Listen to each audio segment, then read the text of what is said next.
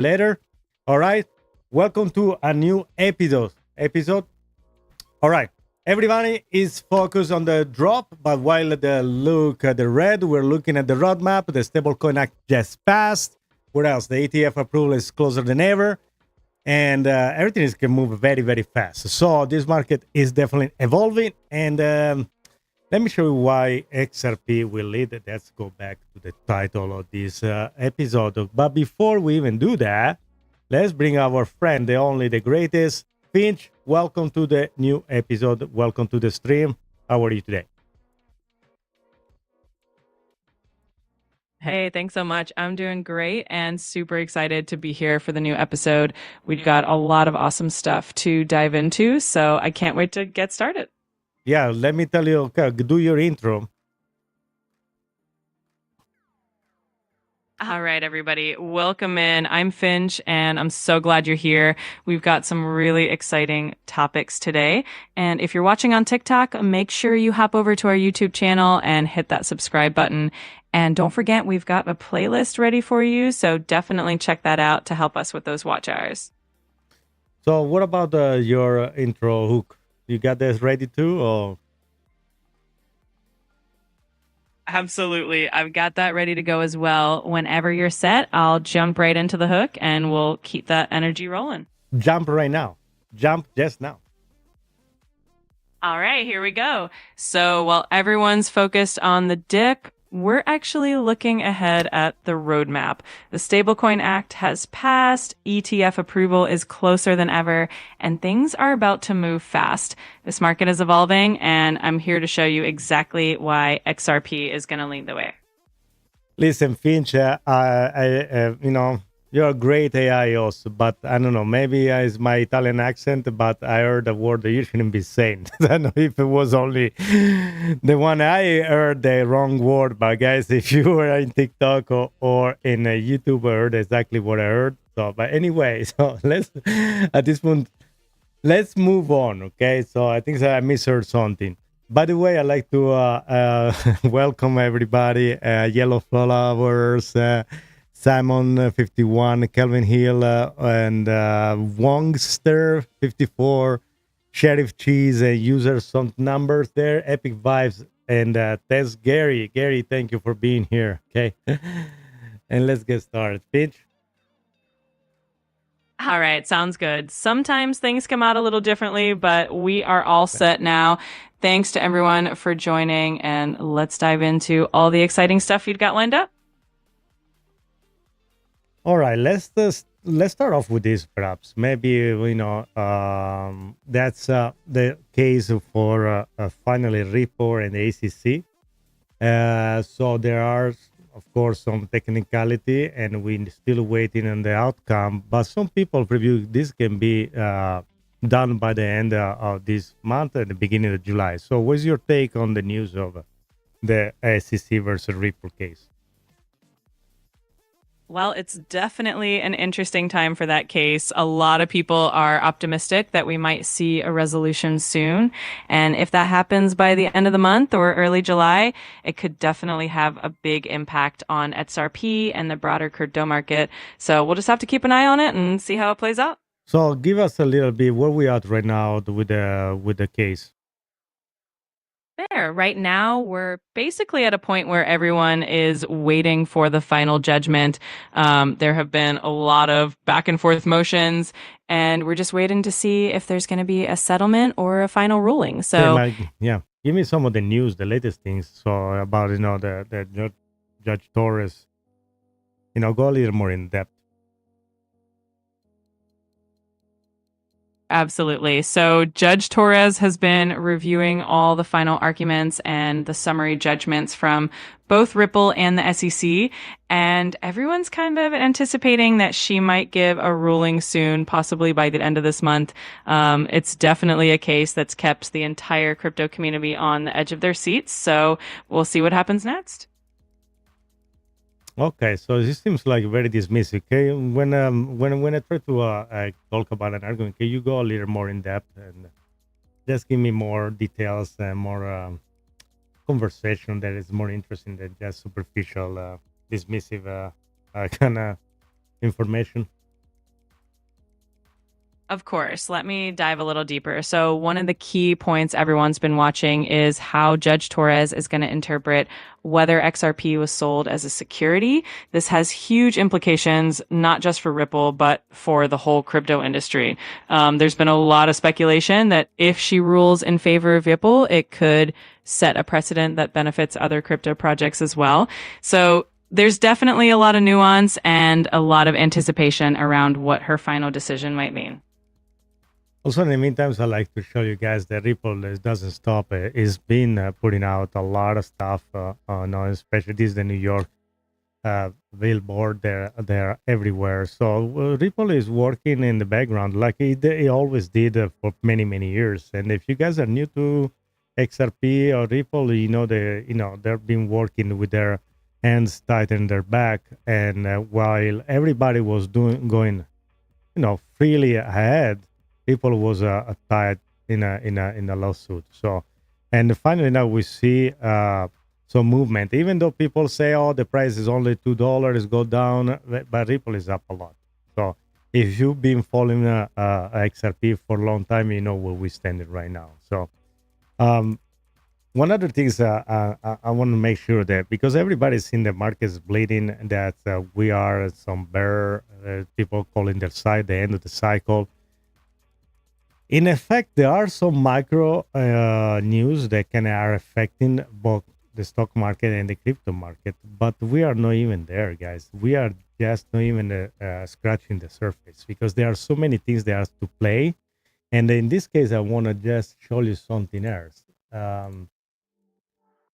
Let's pull this one over. So let me show you this as a reference. These are all the dates for the possible ETF approval chance that we have. The odds is from James Seyfert. This is a Bloomberg correspondent. So, and I want you to see those numbers.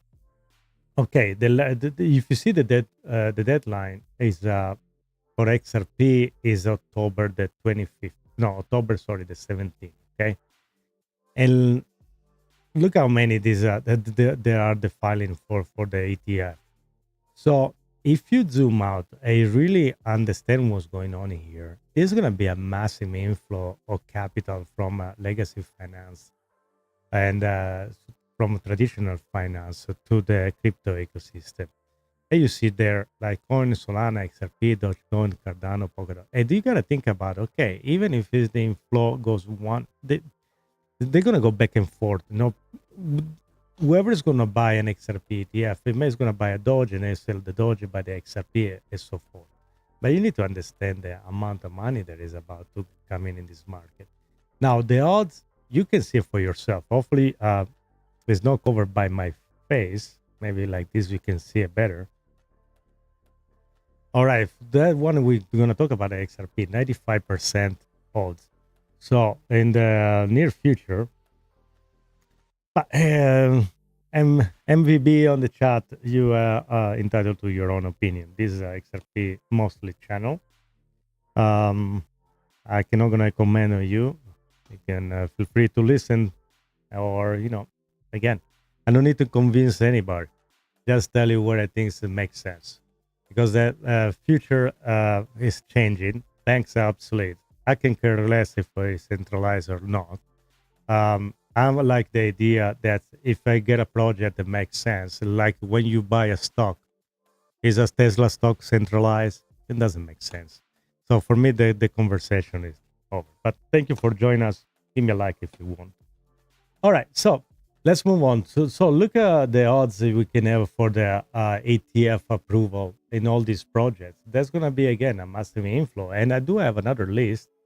Then I can show you. Let me get this back.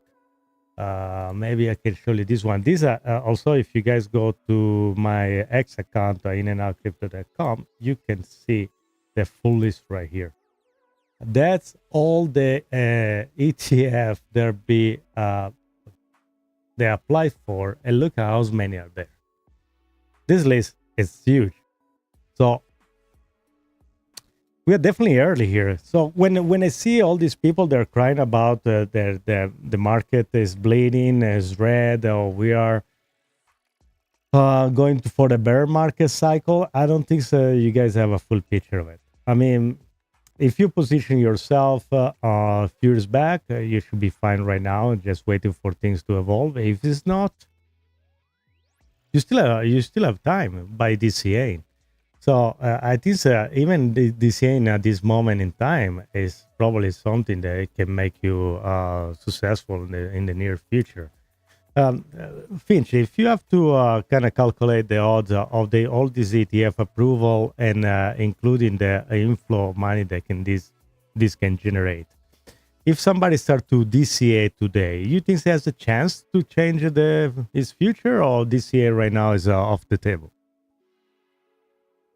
That's a great question. Honestly, with the potential for ETF approvals and the influx of institutional money that could come with it, starting to dollar cost average now could still be a really solid strategy. It's all about the long game. And if things move the way many people are predicting, it could definitely pay off in the future. So it really depends on your risk tolerance and your outlook, but there's still potential there. So do you see a market crashing, and did you see that we are like in a bear market yet?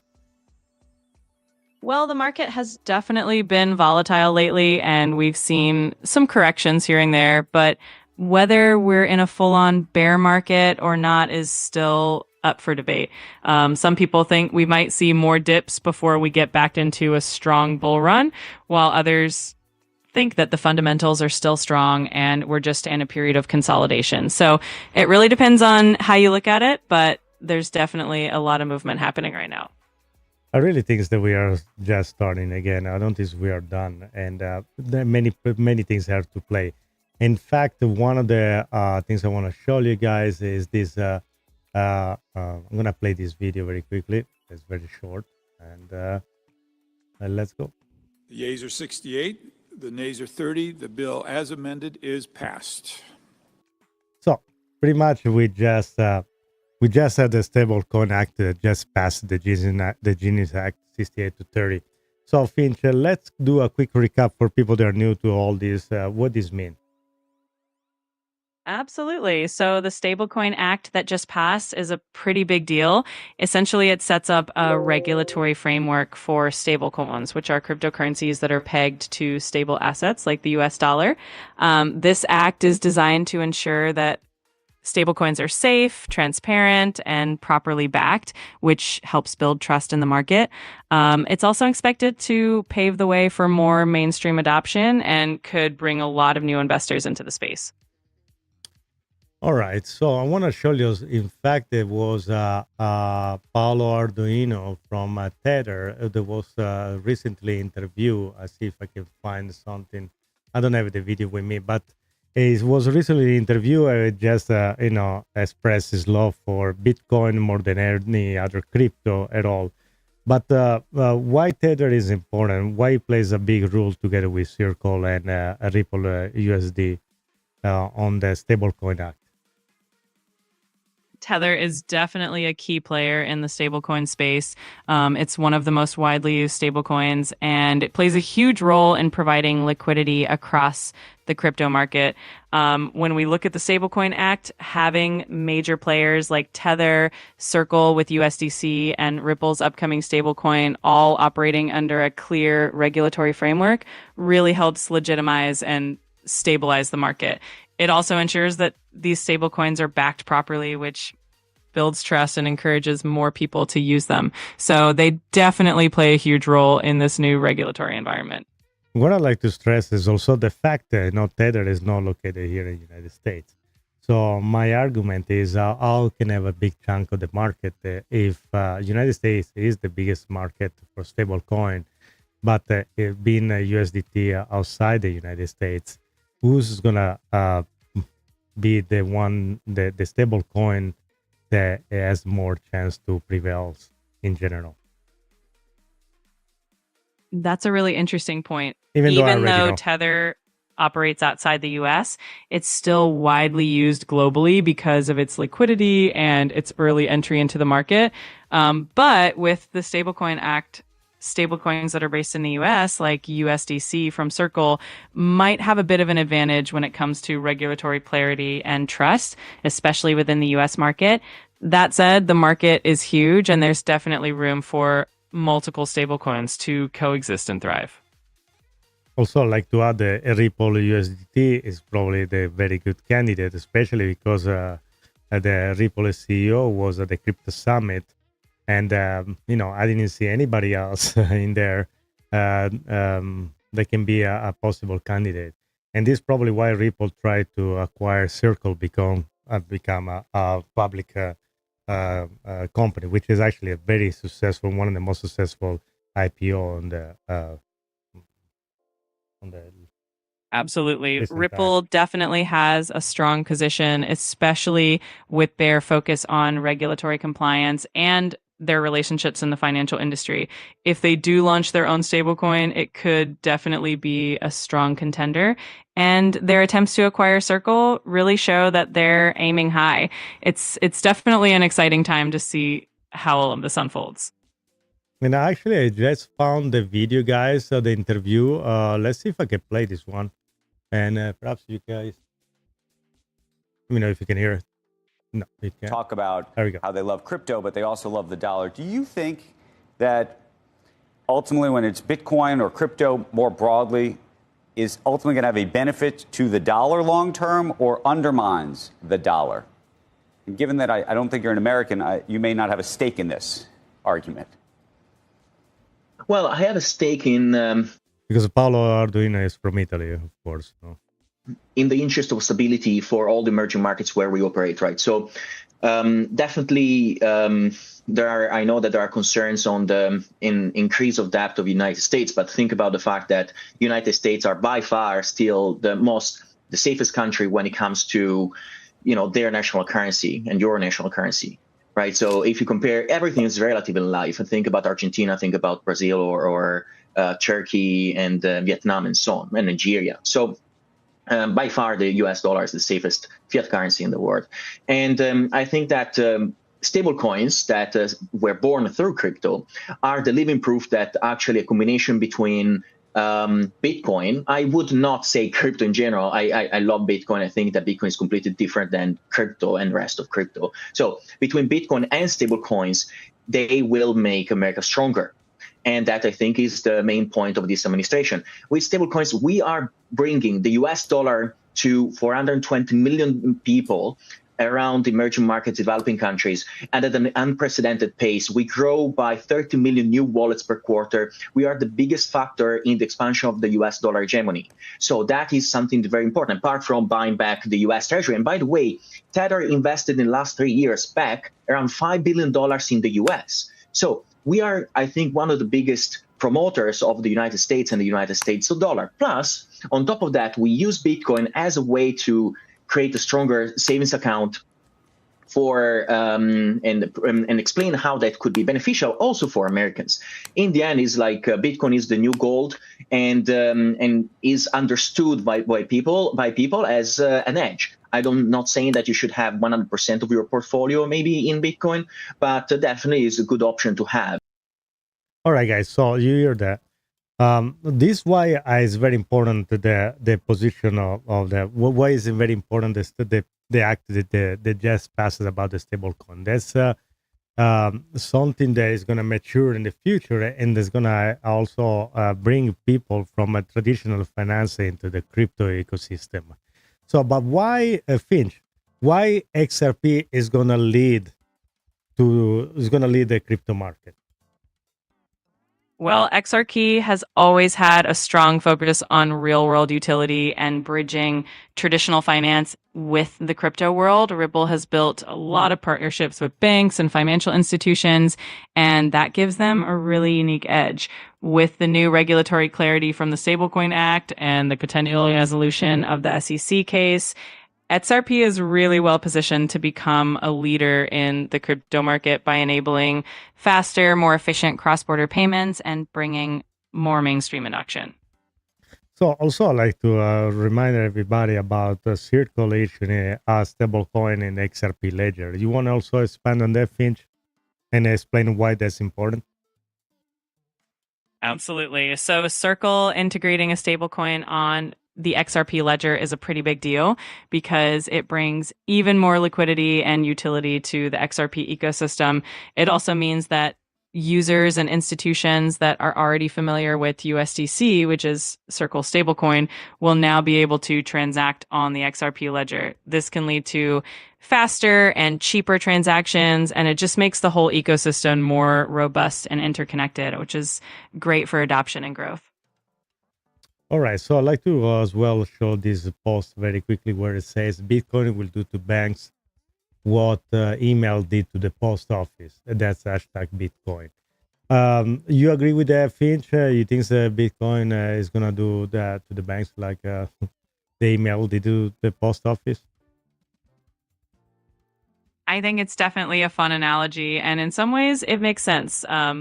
Bitcoin and other cryptocurrencies are definitely pushing the boundaries of traditional finance, kind of like how email revolutionized communication.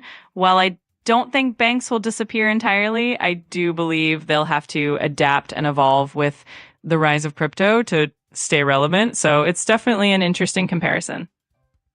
I want to ask you, which is the latest generation right now for the new, what is it, Gen X? Gen Z? Which one is the latest one? The latest generation that's coming up now is Generation Alpha, which follows Gen Z. Gen Alpha includes kids born from around 2010 onward, and they're the newest generation coming into the world. Okay, so you think by Generation Alpha is going to be old enough, like in their 30, you think at that point the banks, they're going to become maybe different or maybe not even called banks anymore? It's definitely possible that by the time Generation Alpha is in their 30s, the concept of banks as we know them could look pretty different. With the rise of digital currencies, blockchain technology, and decentralized finance, traditional banks might evolve into something more integrated with these technologies, or we might have entirely new financial institutions altogether. It's definitely going to be interesting to see how it all unfolds. What you see, for instance, I'm going to pull out, this a little bit off topic, but the Solana fund, like the Seeker fund, where you can manage everything in there pretty much. Let's fast forward 10, 15 years, 20 years from now. How did you see that become the norm instead to have to go in the bank or interact with a bank app, which is very, very outdated?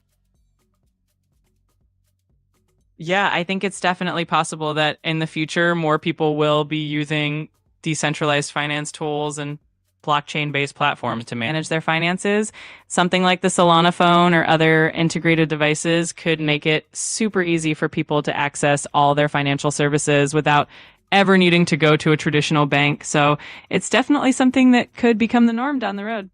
Yeah, it is one of the major obstacles right now is that pretty much the interaction with this unless you use a Coinbase, a Kraken, this exchange, it's very difficult for people to jump into crypto buying self-custody their own crypto or using cold wallet. So, but if you can ensure security in your transaction with the many layers of protection by using your phone that is encrypted, especially for that reason, I think the adoption is gonna explode 10, 20 years from now. What's your take on that? Can you give a kind of, I don't know, an estimate or adoption for the near 10, 20 years from now?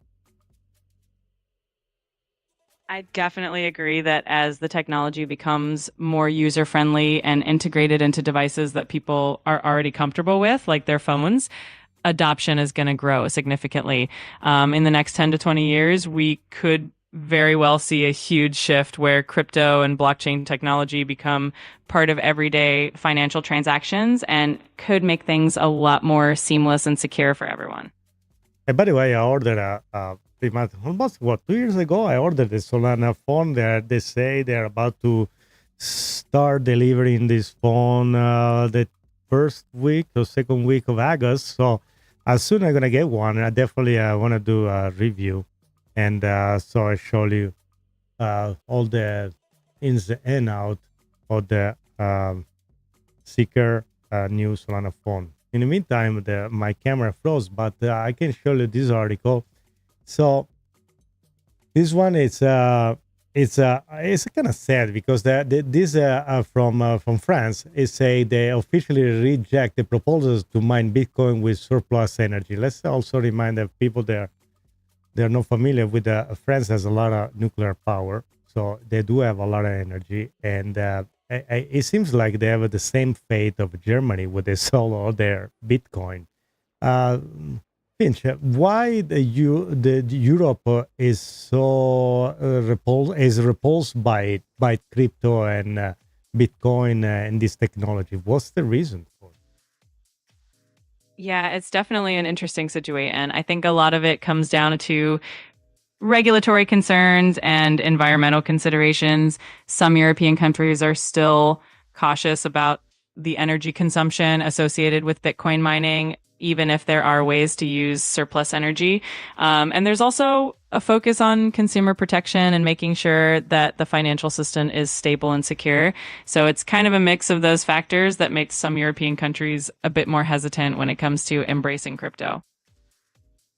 I'd like to invite everybody also to smash the like, guys, like and subscribe, and also jump to YouTube so you can subscribe in there, turn on your notification bell. So that helps a lot the channel on growing, and also use the algo to kind of make the channel grows as well. So Finch, incentivize the people to come and jump over there. And also I'd like to give a shout out to Rain here. Thank you for supporting the channel pretty much every time we go live, and all the people also they are in right now in TikTok. Thank you very much, Saul Livelin, K Murray, and Goldmine. Thank you for being here, and thank you for supporting and check us out. Absolutely. We really appreciate all of you for being here and supporting the channel. So definitely make sure you jump over to YouTube, hit that subscribe button, and turn on those notifications so you never miss an update. It really helps us grow and keep bringing you all this great content.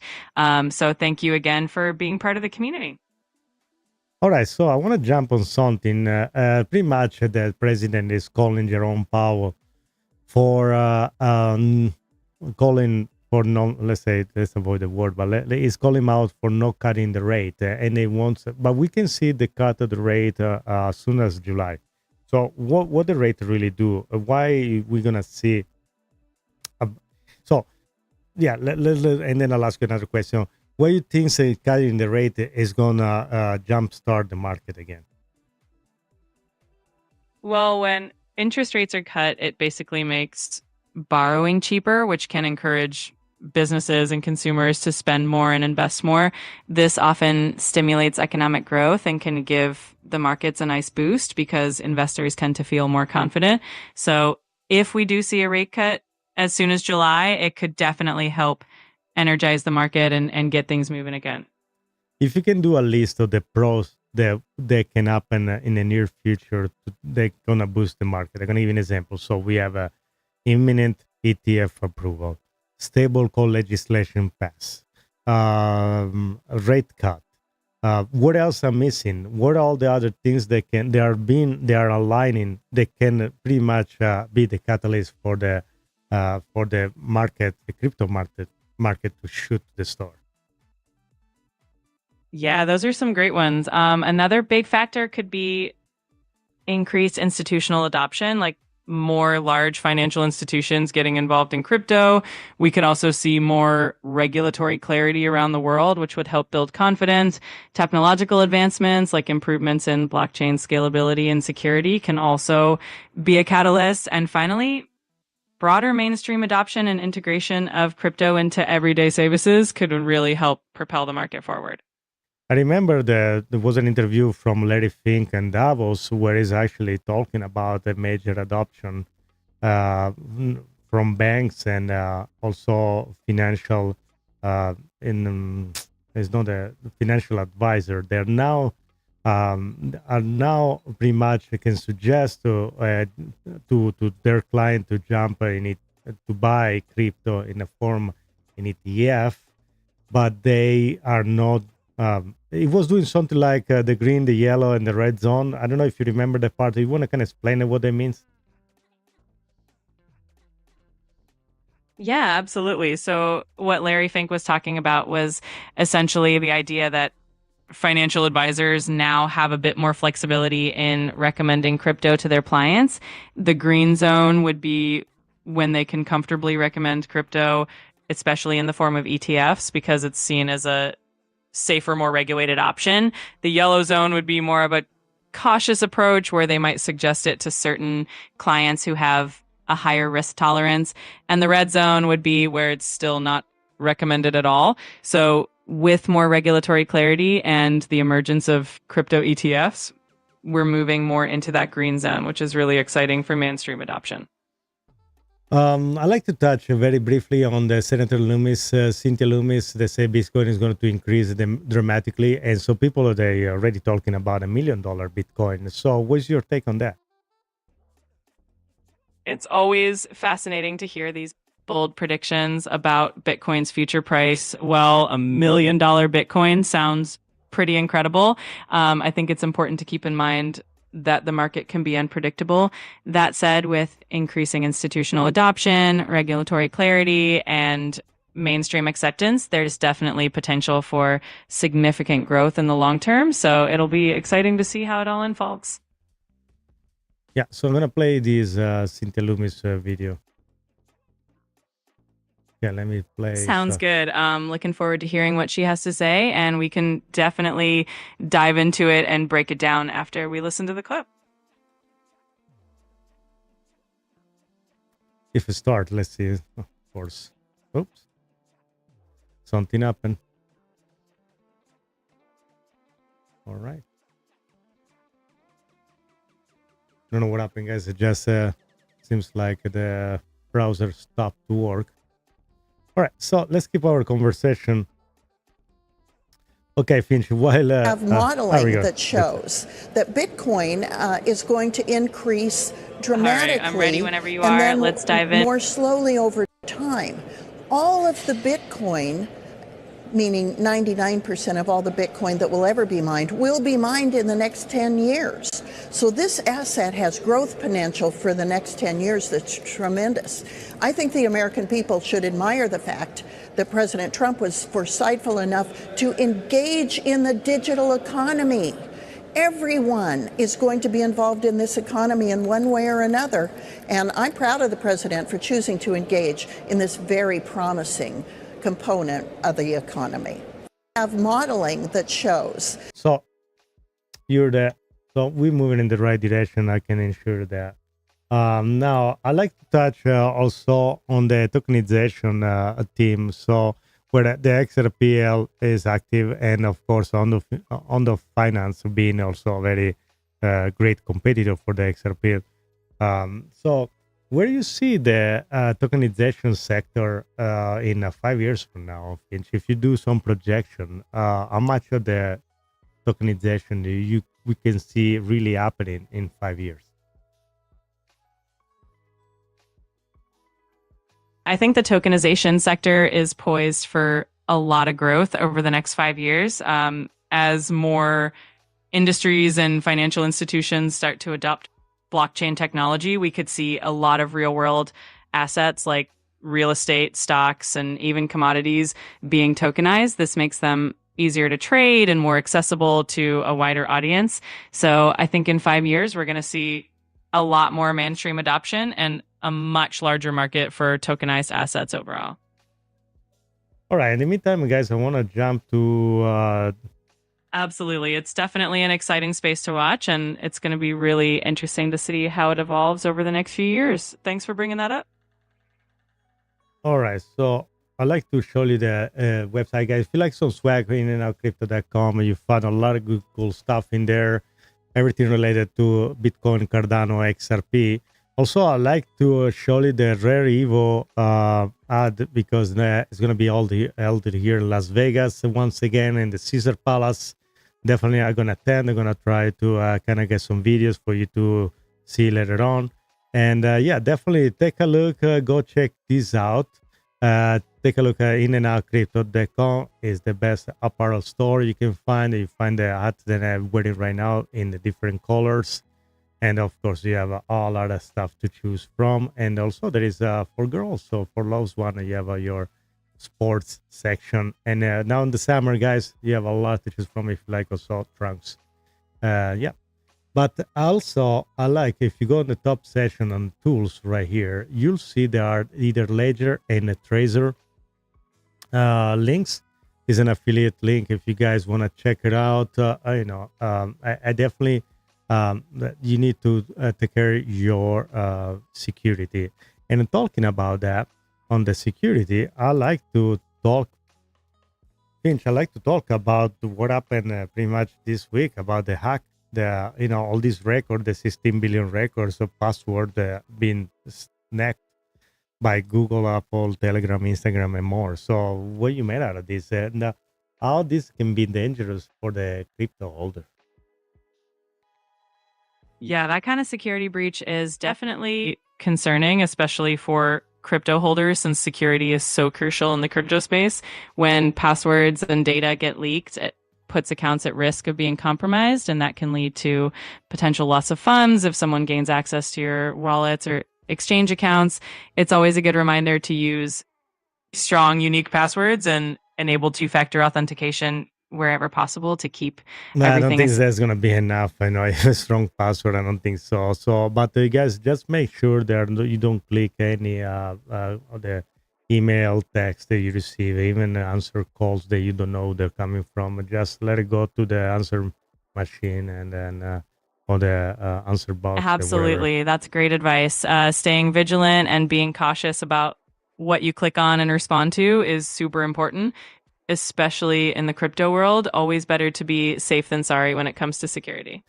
I want to ask you something. So again, going back to the Solana phone, how much privacy can a phone like the Seeker to the Solana is bringing in can acquire? So it's like pretty much you have a cold store wallet in your phone. Yeah, the Solana phone definitely has some interesting privacy and security features built in. It aims to integrate a secure element right into the phone, kind of like having a hardware wallet built into your device. This means your private keys can be stored securely on the phone without being exposed to the internet, which really boosts privacy and security. So it definitely brings a lot of potential for keeping your crypto holdings safe while also giving you the convenience of having it all in one device. All right. So let's see what other topics we jump in that we didn't talk yet. We got everything figured out. I guess you can give us some Spartan quotes since today seems to be the 5-9 XRP Spartan.